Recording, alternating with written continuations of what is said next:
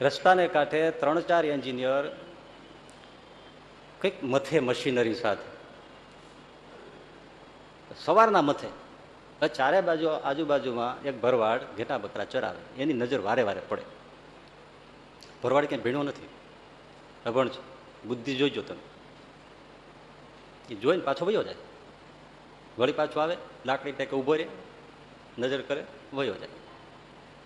4-5 કલાકથી 3-4-5 એન્જિનિયર મથે કામ પતે નહીં. મૂળ વાત એવી હતી કે એકદમ ગોળ ભૂંગળું સ્પ્રિંગ સાઇઝ, સેમ સ્પ્રિંગ જેવું, 10-12 ફૂટ લાંબુ, એમાં પાતળો તાર એકદમ, એ એને સોસરો પાસ કરવાનો હતો.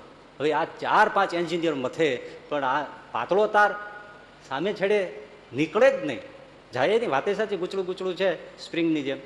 આ છેડેથી પેલે છેડે 10-12 ફૂટ સુધી કાઢવાનો પાતળો તાર, પરસેવે રેબજેબ થઈ જાય, થાકી જાય. 4-5 કલાક ગઈ, તાર નીકળ્યો નહીં.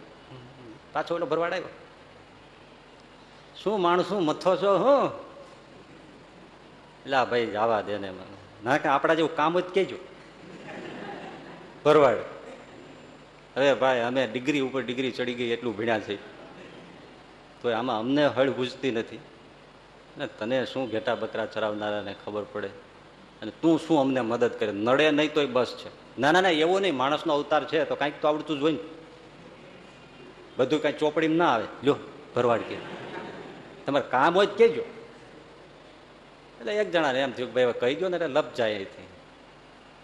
હા ભાઈ લપ, ચાલો, પણ શું છે કામ?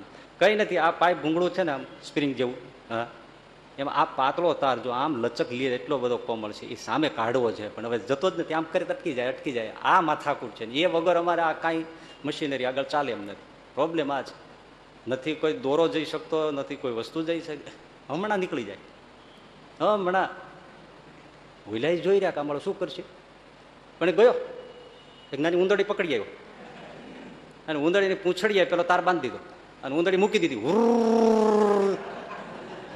ઉંદરડી બહાર નીકળી ગઈ, તાર છોડી લીધો, લ્યો નીકળી ગયો ને. પેલા જોઈ રહ્યા મારો આ કેમ અમને કેમ ન સૂઝ્યું, ભરવાડે કાઢી દીધું. બુદ્ધિ છે એની પાસે કાંઈક.